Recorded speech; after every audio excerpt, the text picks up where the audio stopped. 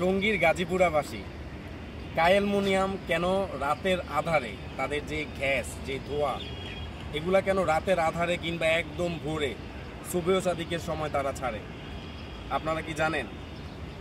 আমি আজকে যেটা বলছি সেটা হলো, আপনি যদি দেখেন যে আপনার মা, আপনার মেয়ে, আপনার বাচ্চা কাচ্চা ক্যান্সারের কারণে আপনার বাচ্চা কাচ্চার চামড়া খসে খসে পড়ে, বা আপনার বয়স্ক বাবা মা আপনার তাদের যে অ্যাজমা শ্বাসকষ্ট, এতে তারা আসলে জীবিত থেকেও মৃত বা মৃত্যু যন্ত্রণায় তারা তাদের সারাটা জীবন তারা অতিবাহিত করে, আপনাদের কেমন লাগবে? এই গাজীপুরাতে কায়ালমুনিয়াম একটা বিশাল, বাংলাদেশের মনে হয় তাদের এই ফ্যাক্টরি থেকে সবচেয়ে বেশি থাই বা বিভিন্ন ধরনের অ্যালুমিনিয়াম তারা বানায়। তো এত হেভি ওয়েট একটা মানে উৎপাদনশীল বা প্রোডাক্টিভ একটা ফ্যাক্টরি, এটা এমন একটা জায়গায় করা আছে, এটা চারপাশে আপনার হাজার হাজার লাখ লাখ মানুষের বসবাস। এই টঙ্গীর থানার পশ্চিম থানার সবচাইতে জনবহুল এলাকার মধ্যে একটা হচ্ছে এই গাজীপুরা 27 বা 27 রোডের আশেপাশের যে এলাকাটা, সেখানে আজকে কায়ালমুনিয়াম আমাদের পরিবেশ বিপন্ন করে দিচ্ছে এই তাদের যে বিষাক্ত গ্যাসীয় ধোঁয়া। আপনারা দেখবেন যে কায়ালমুনিয়াম শুধু রাত্রে, যারা রাত 12টায় 1টায় যারা ছাদে উঠেন নির্মল বাতাস নেওয়ার জন্য, তারা দেখবেন যে কায়ালমুনিয়াম আপনাদের জন্য কি ক্ষতি করতেছে সমাজের, এই পরিবেশের। কেউ কিছু কি বলার মতো নাই।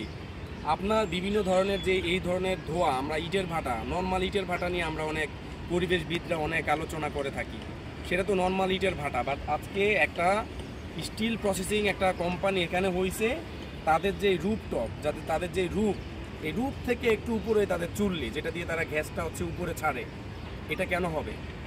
তারা অ্যাটলিস্ট হচ্ছে তাদের যেই চুল্লি, আমরা সেটা রূপপুর যে পারমাণবিক বলি বা বিভিন্ন বিদ্যুৎ যেই প্ল্যান্ট আছে, তাদের চুল্লিগুলো দেখা যাচ্ছে যে 170 মিটার 80 মিটার অনেক উঁচা। তো সেক্ষেত্রে কায়ালমুনিয়াম যদি এতই ভালো হয়, ঠিক আছে, তারা যদি তাদের গ্যাস যদি প্রবলেম না হয়, তারা যদি পরিবেশ মেনে থাকে, তাইলে তারা কেন রাতের আধারেই তাদের গ্যাসগুলো হচ্ছে উপরে ছেড়ে দেয়? এবং আমার একটা ডাউট আছে, তারা যে এই যে পরিবেশের এইভাবে ক্ষতি করে তারা বেসিক্যালি তারা যে এনভায়রনমেন্ট ক্লিয়ারেন্স সার্টিফিকেট তারা কিভাবে পাইছে, এবং তাদের যে বর্জ্য নিষ্কাশন এটা আসলে তারা কিভাবে মেনটেন করে, এই জিনিসগুলো আমি অনেকবার ওখানে ওদের গেটে গিয়েছিলাম তাদের সাথে কথা বলার জন্য, আমি তাদেরকে রিচ করতে পারি নাই। তো আমি আশা রাখি আমাদের গাজীপুরাবাসী যারা আছেন তারা সবাই সচেতন হন এবং প্রতিরোধ করেন।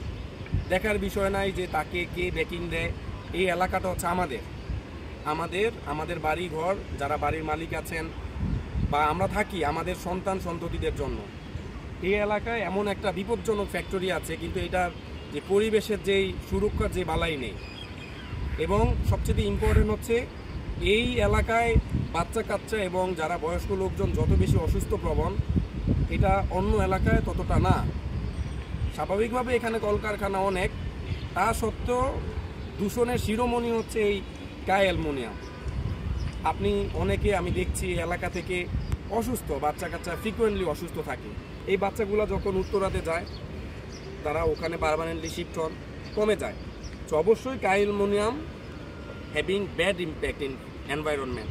সো আপনারা সবাই আসেন, আমরা কথা বলে কায়ালমুনিয়ামের যারা একদম টপ ম্যানেজমেন্ট আছে তাদের কাছে আমরা এই বার্তা পৌঁছে দিই যে আপনারা পরিবেশের ক্ষতি করে আমাদের এই এত ঘনবসতিপূর্ণ এলাকার লক্ষ লক্ষ মানুষের জানমালের ক্ষতি করে, আপনারা এইভাবে ফ্যাক্টরি আর চালাইতে পারবেন না।